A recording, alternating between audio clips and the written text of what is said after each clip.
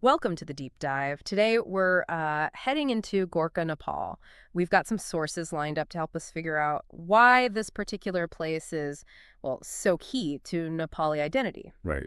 The goal here is to really unpack why people call Gorkha the cradle of the modern Nepali nation. Hmm. So if you're curious about how nations get started or how certain places just seem to hold so much weight historically, I think you'll find this pretty fascinating. Absolutely. And, the geography itself tells part of the story right away. Okay. It's in Gandaki province, about, 140 kilometers west of Kathmandu. So not incredibly far, but distinct. Right. And it's sort of positioned right there between the huge Himalayan peaks and the rolling mid-hills. Strategic, maybe? Very likely you get these amazing panoramic views, Manaslu, other big peaks, but it's also hills, rivers. Looks beautiful, sure. But you can see how that terrain could be, well, advantageous for defense, maybe trade control, that kind of thing. Makes sense. And that strategic potential really plays out in its history, doesn't it? It does. Because Gorkha, famously, is the birthplace of King Prithvi Narayan Shah. Okay, the first king of unified Nepal. Exactly.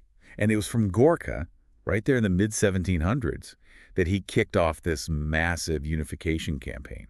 Wow. Yeah, the campaign that essentially created the Nepal we know today. So you're saying this one town, this specific spot, was the spark. Pretty much the spark that lit the fire for the whole nation. It's quite something to think about. It really is. And you can almost like feel that history when you look at the Gorkha Durbar, right? The palace complex. Oh, definitely. The Durbar is fascinating. It dates back to the 16th century, and it's not just a palace. Right, it's more complex. Yeah, it's a mix of fort, a palace, and a temple, all rolled in one, perched way up high. So power, residence, and religion combined. Precisely.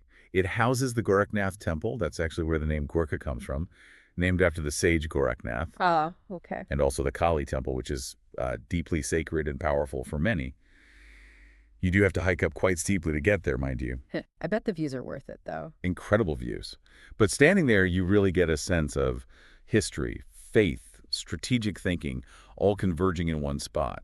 And speaking of power and Gorkha, you can't not talk about the Gurkhas, the soldiers. Absolutely not. It's quite remarkable that this town's name became synonymous with these soldiers, known globally for their bravery, their loyalty. The legendary Gurkhas. hmm And what's really striking is this isn't ancient history locked away in books. No. No.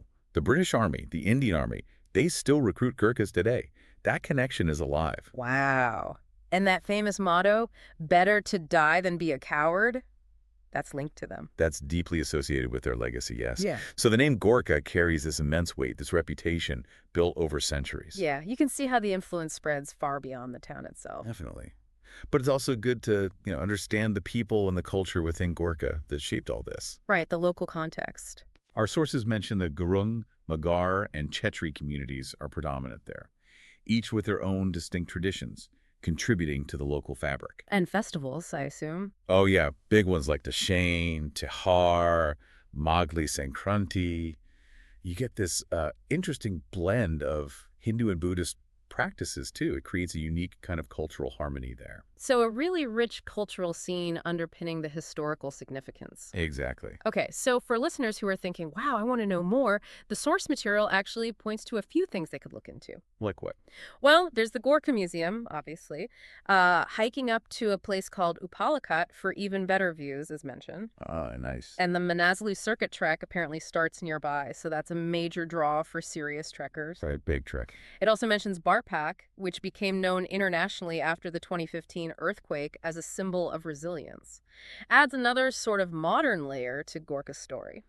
Yeah, that's important too. So lots to potentially explore further. Right. So wrapping this up, it's clear Gorkha isn't just some random town. It's really pivotal. Yeah. You've got the unification starting point, this incredible palace structure, the whole legacy of the Gurkha soldiers known worldwide, and this vibrant local culture. It all comes together there. It really does.